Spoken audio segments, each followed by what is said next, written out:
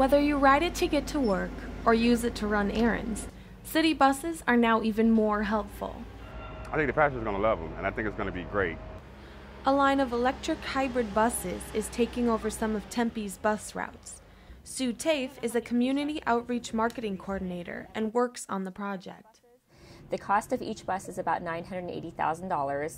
In the long run, we'll save money on fuel, maintenance, and parts because these buses will last longer. They'll have a longer lifespan because they are hybrid electric. The new buses have been running since the last week in September.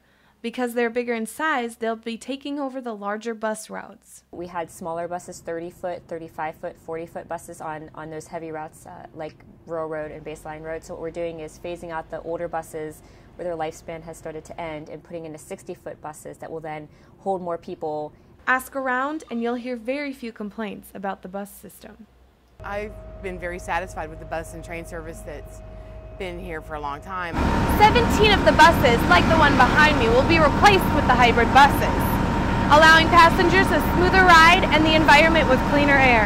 I'm an Earth and Environmental Studies major, so having these buses become hybrid now is a really cool thing. I think that's a positive step, especially in the transportation sector.